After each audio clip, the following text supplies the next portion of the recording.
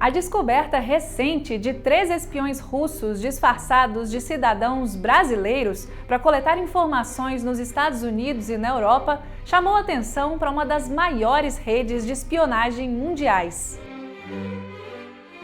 Com modernização, após a invasão na Geórgia em 2008, os serviços de inteligência russos, em especial o seu braço militar, o GRU, se tornaram um dos projetos mais estruturados do governo de Vladimir Putin, ele mesmo um espião antes de se tornar presidente. Desde então, eles acumulam acusações de operações de espionagem, manipulação de informações e assassinatos. A inserção de espiões disfarçados de cidadãos comuns para coletar informações à la James Bond ou os agentes secretos soviéticos retratados na série The Americans é uma parte crucial da estrutura.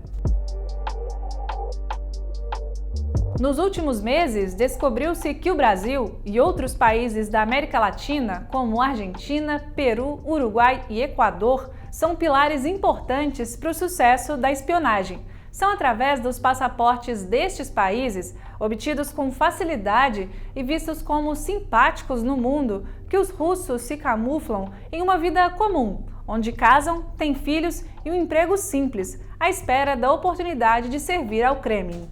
O método considerado ilegal, mas amplamente utilizado por diversos países, acontece em paralelo a outras formas de coletar informações, como espionagem cibernética e o trabalho realizado por diplomatas.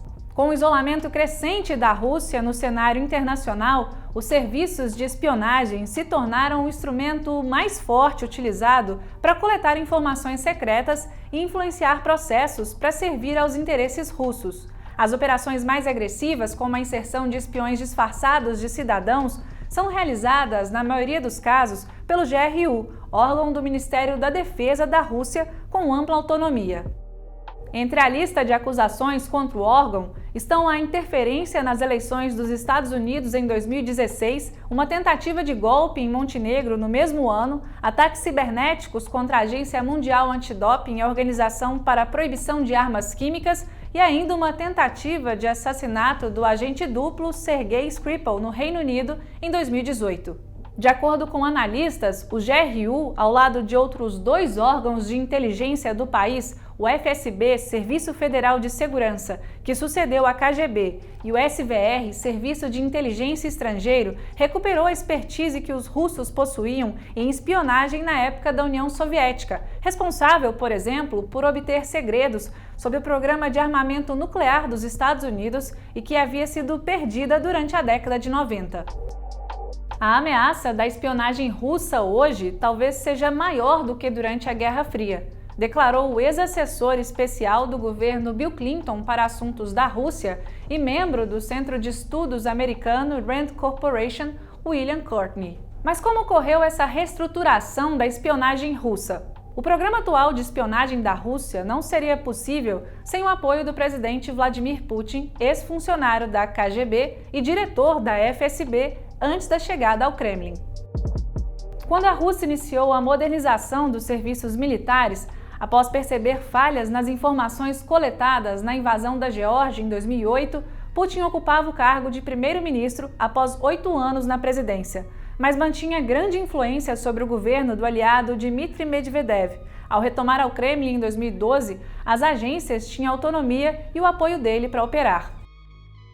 De acordo com o historiador e professor da USP, Ângelo Segrilo, a espionagem russa caiu muito nos anos 90, até por uma questão financeira, porque faltavam recursos e porque o ex-presidente Boris Yeltsin não priorizava tanto a questão da inteligência e segurança.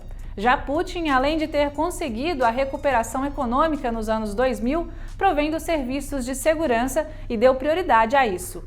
Um relatório do Serviço de Pesquisa do Congresso dos Estados Unidos, publicado em 2021, indica que a estrutura atual do GRU permite total autonomia e que o órgão se reporta diretamente a Putin. As atividades desenvolvidas pelo serviço se especializaram em áreas desregulamentadas, como zonas de guerra e na internet, e para atuar de maneira mais agressiva, enquanto o FSB está ligado à inteligência interna e dos países que fazem fronteira com a Rússia e o SVR a informações mais diplomáticas.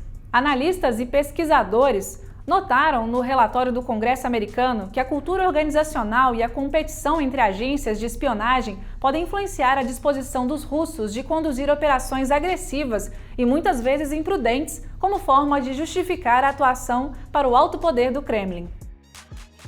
Em uma reportagem do Washington Post publicada em 2018, o opositor russo Gennady Gudkov, que serviu à KGB e depois na FSB, disse que os agentes do GRU se referem a si mesmos como caras durões que agem. Para eles, vale tudo em favor de Moscou. Nos últimos 11 anos, os serviços de espionagem russos ampliaram a presença e a influência nas próprias instituições russas para construir a atual estrutura. O GRU, junto com o FSB e o SVR, passaram a patrocinar programas de educação militar em escolas públicas de Moscou que visam incutir respeito pelos serviços de espionagem e aumentar o conhecimento em informática e matemática dos potenciais recrutas. Historicamente, os espiões russos são chamados de razvedchik, o que os distingue dos espiões estrangeiros chamados de espion. Enquanto o primeiro serve à pátria e tem uma missão, o segundo é visto como inimigo. Putin, por exemplo, era razvedchik. A propaganda estatal russa, que constantemente promove o patriotismo e um antagonismo com o Ocidente, também serviu de instrumento para a espionagem do país. As agências passaram a ser vistas como o caminho para jovens brilhantes e a ter um prestígio interno que facilita o recrutamento.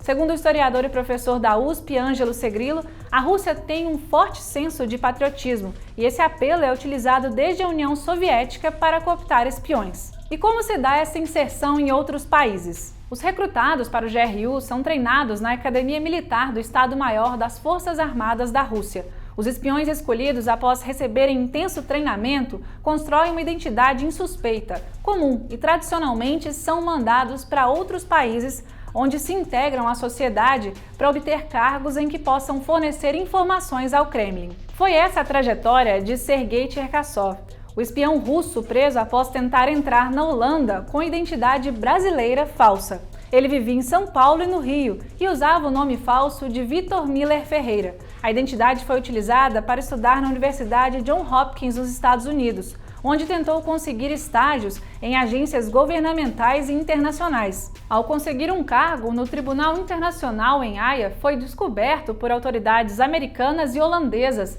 e deportado para o Brasil. Na análise do historiador da USP, essa prática, utilizada por diversos países na história, se aproveita de brechas na burocracia para obter cidadania nas nações da América Latina, da pluralidade da sociedade desses países, com grandes comunidades de imigrantes e da simpatia desfrutada no exterior. O alcance desses espiões no mundo é desconhecido, mas operações recentes ajudaram a desmantelar a rede de espionagem russa na Europa e nos Estados Unidos, levando à descoberta de pelo menos mais 2 russos disfarçados de brasileiros. Mesmo com as investigações e prisões recentes, os serviços de espionagem obtiveram mais êxito na Ucrânia do que os militares no campo de batalha. O FSB rapidamente dominou a opinião de populações em áreas ocupadas da Ucrânia antes da guerra. No mesmo período, o órgão também obteve HDs dos computadores do governo ucraniano que os auxiliaram a identificar indivíduos pró-Kiev que foram presos e interrogados. Isso mostra que os serviços especiais russos conseguiram recrutar uma grande rede de agentes na Ucrânia antes da invasão. Os serviços de espionagem também tiveram grande sucesso na primeira incursão russa na Ucrânia, em 2014, quando anexou a Crimeia. Graças à espionagem, o exército russo possuía informações sobre bases militares estratégicas, zonas desguarnecidas e conseguiu implementar propaganda falsa na região. É o que destaca um relatório do Congresso dos Estados Unidos sobre as atividades do GRU. Graças a essa estrutura, a Rússia mantém uma rede enorme de informações em um momento de isolamento diplomático em que poucos países se sentem seguros de confiar suas informações. De acordo com William Courtney, membro do Centro de Estudos americano Rand Corporation, a Rússia hoje depende muito da espionagem para os seus objetivos políticos. Em parte porque não tem muitos amigos e não é vista como confiável, portanto, precisa contar com a espionagem para obter informações estrangeiras. Em 2018, Putin expressou o respeito pelo GRU durante a comemoração do centenário da fundação da primeira agência de espionagem russa. O serviço estava sob a atenção internacional após a tentativa de assassinato de Sergei Skripal, ex-oficial de inteligência militar russo que atuou como um agente duplo para os serviços de inteligência britânicos, mas não impediu Putin de rasgar elogios. Para os analistas, a defesa do presidente foi surpreendentemente forte. Isso mostrou que Putin não tinha planos de desistir de implantar sua agência de inteligência militar centenária como uma de suas principais armas para afirmar a influência russa no exterior. E segundo Courtney, isso é mais perigoso do que na época da União Soviética, porque a Rússia é mais aberta, com mais negócios no mundo, ou seja, tem mais oportunidades de inserir oficiais de inteligência. E aí, qual a sua opinião sobre todo esse caso envolvendo os espiões russos no Brasil? Escreva aqui nos comentários. E se ainda quiser saber mais, a gente deixou alguns links para você acessar aqui na legenda do vídeo. O Estadão Explica fica por aqui. Até a próxima!